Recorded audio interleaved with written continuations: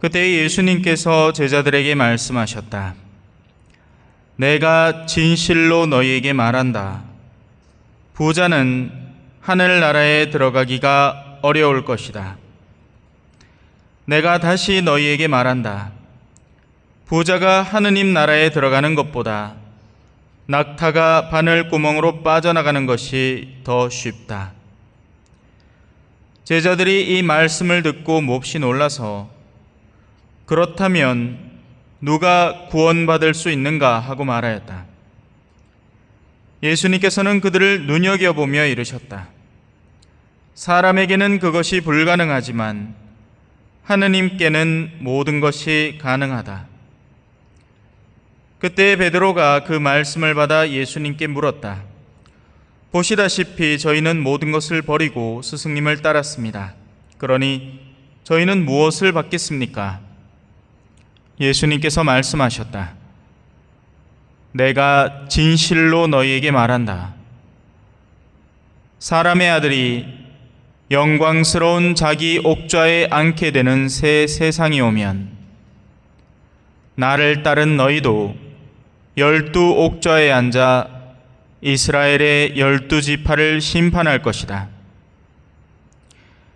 그리고 내 이름 때문에 집이나 형제나 자매, 아버지나 어머니, 자녀나 토지를 버린 사람은 모두 100배로 받을 것이고 영원한 생명도 받을 것이다.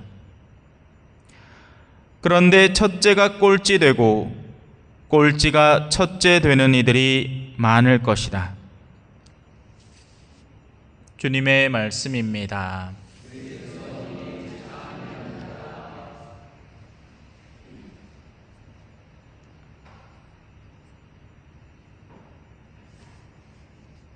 찬미 예수님,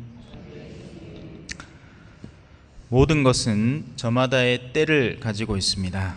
그래서 그 때가 오기 전까지는 그것이 소중하다는 것을 모르고 사는 경우가 많습니다. 구명조끼는 바다에 빠질 때에야 그 진가를 발휘합니다. 그 이전에는 그저 귀찮고 성가시게 괜히 물에 들어갈 때마다 차고 가라 하니까 그냥 귀찮은 용도밖에 안 됩니다. 배우자는 그 존재를 상실하고 난 뒤에야 그 가치가 드러나기도 하죠. 물론 배우자에 따라서 다르긴 하지만 배우자는 구명조끼가 아니잖아요, 그죠? 어떤 때는 사실 없느니 못한 존재가 되어버리기도 하나 통상적으로 하는 얘기입니다. 참 인간관계에 대해서는 어떤 것을 확연히 규정하기가 쉽지 않죠. 왜냐하면 사람마다 겪는 게 다 다르니까요, 그죠? 사람은 누구나 생을 마무리하고 영원에 들어갑니다. 잘 산 사람도 못 산 사람도 다 들어갑니다. 왜냐하면 영혼은 죽지 않거든요. 그래서 다들 놀랄 거예요. 잘 산 사람은 기대하던 것이 실제로 일어나는 것을 목도하면서 놀랄 거고, 그렇지 않은 사람은 이제 자기가 기대하던 요소가 마감되고 생각지도 않은 것이 일어나기 시작하니까 놀라겠죠. 바로 그때 신앙이 진가를 발휘하게 될 겁니다. 우리가 믿는다 하는 것, 실제로 믿는 것 말입니다. 그냥 믿는 신용을 한 거 말고 내가 정말 굳게 신뢰해 오던 영원 안에서의 희망이 진가를 그때야 바라는 겁니다. 하지만 그 이전까지 신앙이라는 것은 귀찮고 성가신 겁니다. 내가 세상을 더 향유하고 세상에 더 신경 쓰고 싶은데 자꾸만 그걸 방해하고 자꾸만 내가 하기 싫은 어떤 것을 요구하는 느낌입니다. 성당 안 나오고 그냥 자고 싶은데 나가야 된다 해. 그냥 TV 줄구장창 보고 싶은데 묵주기도 바쳐야 된다 해. 귀찮고 싫습니다. 그냥 편안한 신앙생활 하고 싶은데 어떤 때는 봉사하라고 좀 부르기도 합니다. 하고 싶지 않죠. 근데 그 반대로 나한테 일당을 100만 원씩 준다. 하는 일자리가 있다. 바바인 다음에는 다 그리로 갈 겁니다. 그죠? 너무 간단한 계산인 거죠. 예. 신앙에서는 해봐야 욕밖에 안 먹고 거기는 가면 100만 원을 얻으니까 계산 그냥 끝난 겁니다. 너무 간단한 계산입니다. 하지만 결국 생은 어떻게든 마무리가 될 것이고 그때 신앙이 진가를 발휘하게 될 겁니다. 미리미리 준비를 해둔 사람이라면 그 가치를 만끽하겠지만 뒤늦게 부랴부랴 등불을 챙겨가지고 주인님 문 열어달라 할 사람도 있지 않을까 생각합니다. 그런 이들은 하느님의 자비에 맡겨지겠죠. 근데 자비란 건요, 기회가 있을 때 우리가 실수를 했을 때 자비가 필요한 겁니다. 모든 기회가 쫑났을 때는 정의가 시작됩니다. 이걸 알아야 돼요. 자비는 그가 뉘우칠 가능성이 존재할 때 선물되는 겁니다. 잘못했다는 이야기를 할 수 있을 때 자비를 통해서 지금 당장의 죄악을 벌하지 않고 자비가 선물되는 거죠. 하지만 이 감각이 사람들에게는 잘 없습니다. 그래서 자비의 때를 그냥 다 놓쳐버립니다. 그리고는 다가오는 건 뭐예요? 정의의 때죠. 정의에는 애누리가 없습니다. 우리 사람이 정의롭다 뭐 정의를 추구한다 하지만 하느님의 정의는 애누리가 없습니다. 그걸 이해하고 알아야 돼요. 지금 우리가 사람들 사이니까 눈속임을 할 수 있죠. 신심 없어도 신심 있는 척을 할 수 있습니다. 신심 있어 보이는 행위를 하면 신심 있어 보이니까. 공부하고 싶은 마음이 없는데 학습지만 펼쳐놓으면 일단 엄마한테는 통과되는 겁니다. 그죠? 그거 비슷한 거예요. 신앙 안에서도 똑같은 일이 벌어집니다. 내가 하느님을 사랑하지 않아요, 솔직히. 하느님이 나에게 요구하는 것에 응답할 때 사랑이 이루어지는데 그렇지 않단 말입니다. 성가시고 귀찮은 것은 제쳐놓고 싶고 인간적인 어떤 매력 때문에 신앙생활을 할 수 있단 말이죠. 그래서 준비된 이와 준비되지 않은 이는 훗날에 명확하게 갈릴 겁니다. 그건 숨길 수가 없는 거예요. 우리의 내면에서부터 끌리고 있는 게 내가 정말 원하는 거니까요. 물론 우리가 갖고 있는 이 신앙이라는 것은 생의 끝날에서만 빛을 발하지는 않습니다. 그럴 것 같으면 그죠? 죽기 직전에 믿음 끝나는 거 아닙니까? 그죠? 그런 사람들 많죠. 예전에는 실제 이 세례라는 것의 의미를 잘 알던 이들이 그렇게 처신을 했던 겁니다. 죽을 때까지 세례를 미루다가 죽기 직전에 대세를 받고 이제 모든 죄를 씻어버린다는 개념 속에 이제 자기는 빛을 보러 간다. 근데 그런 인간적인 계산이 안 통합니다. 생각처럼 그렇게 되지를 않아요.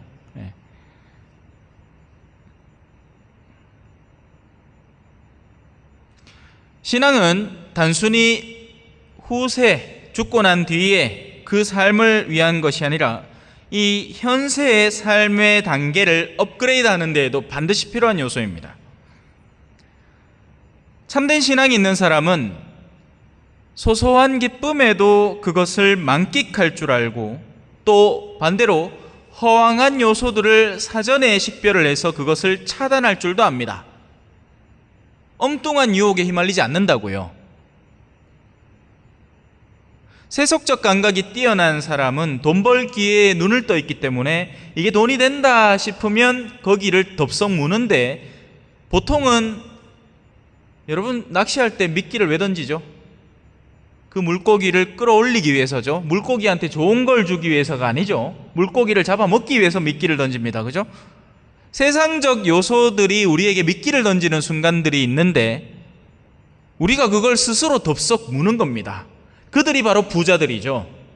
부자라는 단순히 돈을 많이 갖고 있느냐 적게 갖고 있느냐의 문제가 아니라 세속적 가치에 눈뜨고 그것을 향해서 달려가고 있는 이들을 부자라고 봐야 되는 겁니다. 이해가 되십니까? 그래서 마음이 가난해야 되는 거죠. 마음이 가난하다는 의미는 하느님 말고는 다른 것을 욕심내지 않는 상태를 말하는 겁니다. 그 사람이 돈이 많고 적고의 문제가 아니에요. 하느님밖에 모르는 사람에게 만약에 돈이 엄청 많다고 해봅시다. 뭐 하겠습니까? 그 돈 가지고 차 바꿀까요? 하느님이 원하는 곳에 그것을 쓰기 위해서 굉장히 신중하고 현명하게 행동하겠죠. 다른 사람들의 이목을 집중시키지 않고 돈 자랑할 이유도 없고 돈 자랑하는 것 자체를 경멸할 것이고. 그런데 아닌 겁니다. 부자들은 그렇게 하지 않아요. 부자는 자랑하기 위해서, 남들보다 뛰어나기 위해서 그들 앞에서 한턱 쏘면서 그래 나를 찬양하렴. 하지만 그걸 겉으로 드러내지 않은 채 거짓된 겸손 속에 살면서 그렇게 하는 겁니다. 그들이 부자예요.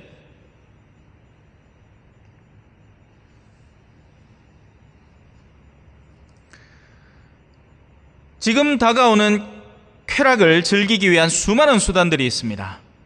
이제 한국은 워낙 잘 살게 된 나머지 이제 슬슬 마약까지 들어온다죠.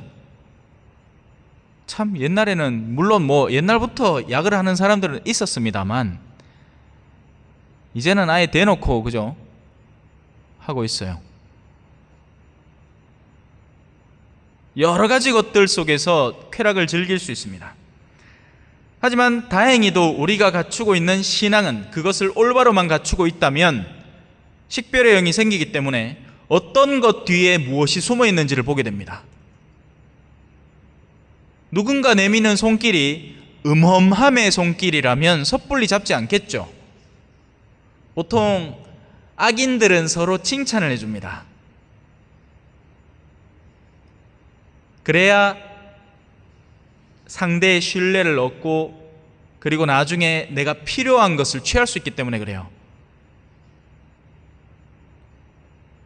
의인들은 솔직담백하죠. 그래서 무엇보다도 아이들처럼 되어야 하는 겁니다.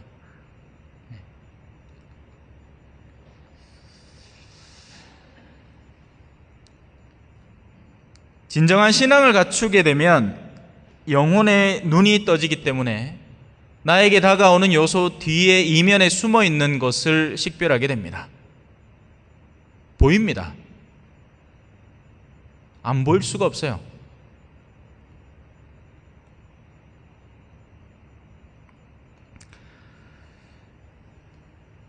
예를 들어서 어린 시절에 신부님 곁에서 복사를 선 친구가 있다고 해봅시다.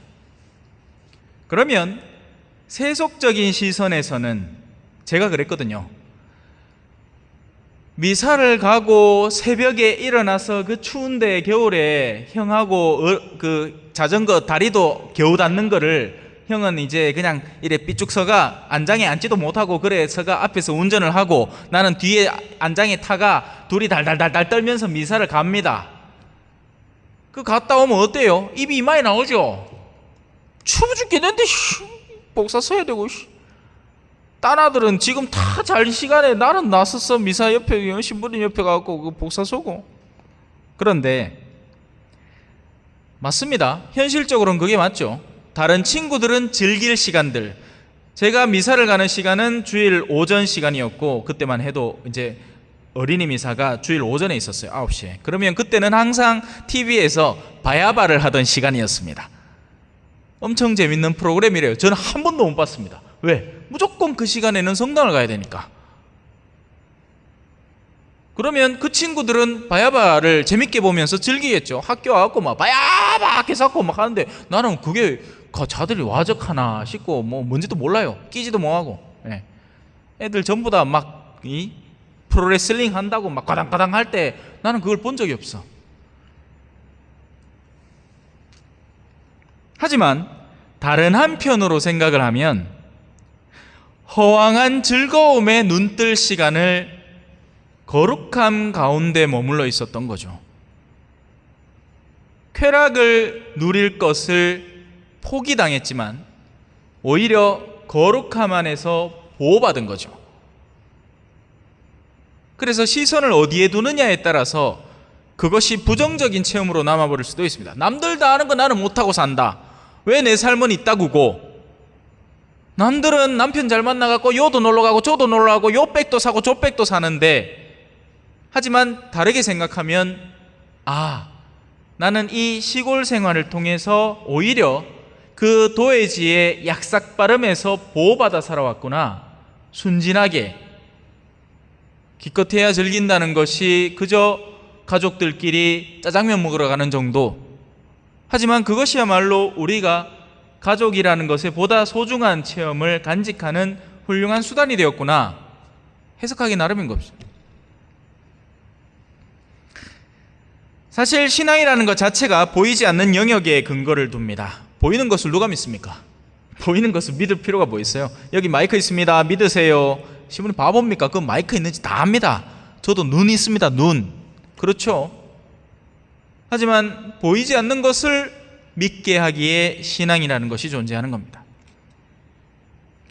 현세의 시각으로는 보이지 않는 것들, 다만 계시의 진리가 우리에게 굳게 약속하는 것을 바탕으로 신앙을 살아가는 겁니다. 거기에 신앙은 실제 하는 거죠. 먼 훗날 우리는 이 지상의 감각들을 모두 벗어버리고 해방된다고 표현할 수 있을 겁니다. 지금은 배고프면 어떻게 해야 돼요? 밥 먹어야 돼요. 그죠?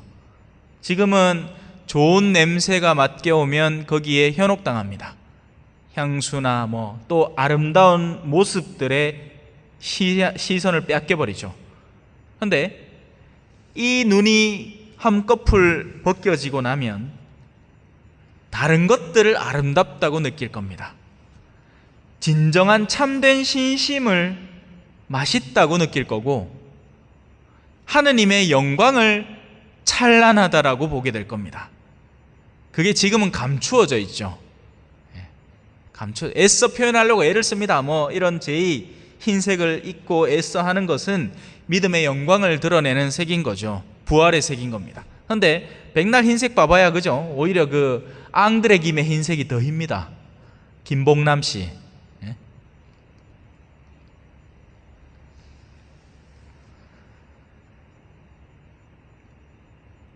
마지막으로 우리의 생애의 마지막 경계선을 넘어서고 났을 때 감추어졌던 빛이 그때 드러나게 될 겁니다. 오늘 복음의 한 파트죠. 사람의 아들이 영광스러운 자기 옥좌에 앉게 되는 새 세상이 오면 나를 따른 너희도 12 옥좌에 앉아 이스라엘의 12지파를 심판할 것이다. 그리고 내 이름 때문에 집이나 형제나 자매, 아버지나 어머니, 자녀나 토지를 버린 사람은 모두 100배로 받을 것이고 영원한 생명도 받을 것이다. 아멘.